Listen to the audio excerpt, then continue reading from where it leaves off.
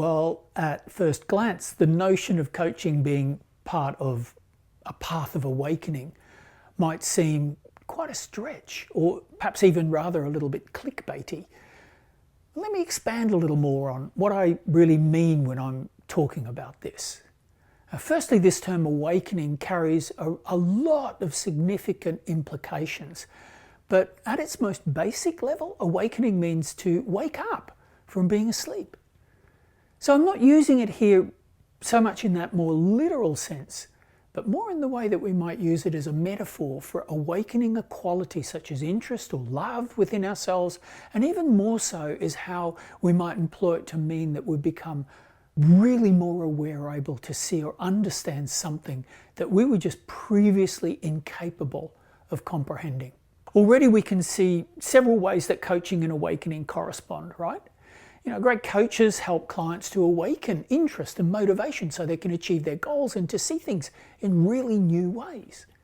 Of course, it's probably going to depend to some degree upon what kind of coaching approach you employ. Say, for example, if a coach is only focused on performance and merely helping a client to achieve a really singular life goal, then perhaps there's a little less potential.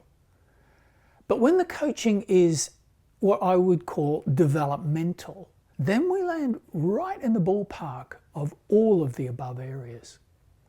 The whole point of developmental coaching is to support clients to evolve themselves and to respond to all those situations from a more upgraded version. In that approach, drawing upon insights from adult development theory, the client is supported to truly awaken and see themselves and the world in a more evolved way. The former Harvard-based developmental psychologist Robert Kegan is one of the top voices in this whole area, in this field. And he proposed a 5-stage theory of adult development that highlighted the awakening process. Now, stages 1 to 2 have just features like poor impulse control and are more about how we are in childhood to adolescence.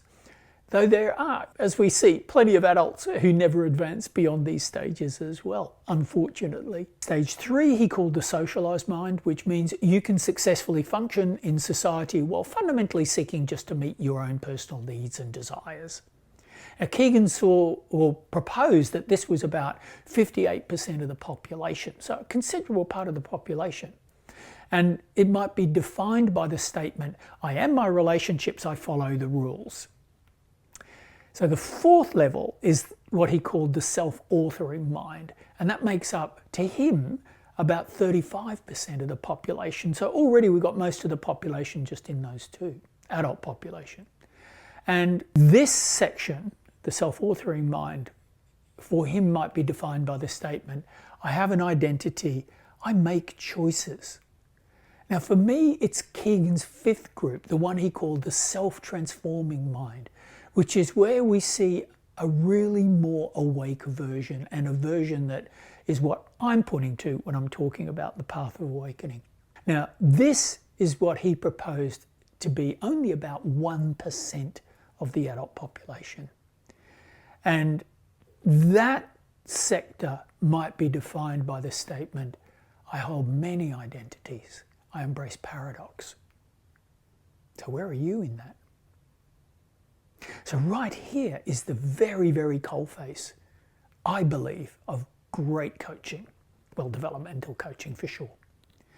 Kegan's work on adult development has had huge implications for the coaching industry, just in general, as it also has, of course, for the fields of psychology and certainly for organizational and leadership development. Great leaders are evolved, awakened leaders, as are just great humans of any variety. Ones who've moved beyond the mere childish impulsiveness and self-interest into mindsets of real creativity, connection and service.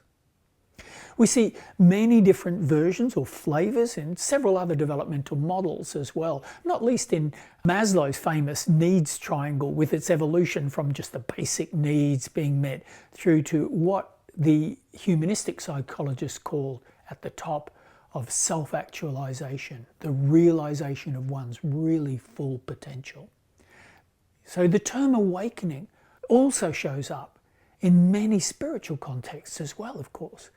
And that may even have been what you first thought of when you saw the title of this clip.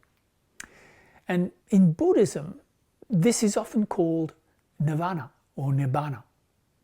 Now that certainly sounds a little bit lofty, right? Quite a lofty goal for coaching, certainly for coaching.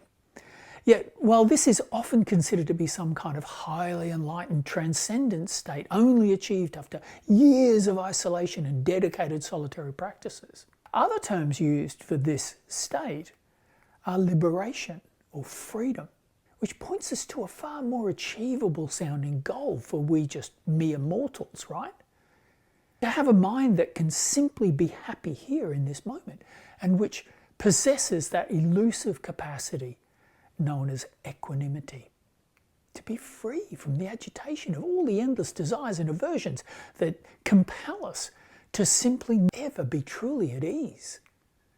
And Buddhists call that state of dis-ease, unease, dukkha, ever restless and unsatisfied. Sound familiar? Certainly not free, is it? Also, not being able to see things, the world, as they really are, and to make choices that respond to the actual realities of the world, rather than always coloured by our momentary passions or preferences. That's the place of real wisdom.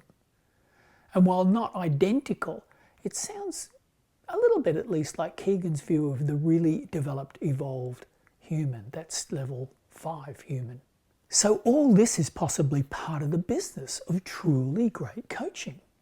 Even at the most basic level, coaching is about opening a client's vision to help them see and act in ways that they currently don't or can't, to awaken from the slumber of their habitual patterns and to see new options and new behavioural opportunities. Yet for the truly adventurous, for those clients wanting to quest to the ragged edges of their self-concepts and who are genuinely wanting to evolve, coaching can take them to all of these potentials, providing, and this is a really big proviso, that the coach has sufficient capacity to hold that kind of space. And for that, coaches must have walked their own journey into these same levels of development. Coaches must have done their own work. And in this world, boy, is this kind of awakening needed, right? I'm reminded of the words of the poet William Stafford, who said, "For it is important that awake people be awake, or a breaking line may discourage them back to sleep. The signals we give, yes or no, or maybe, should be clear. The darkness around us is deep.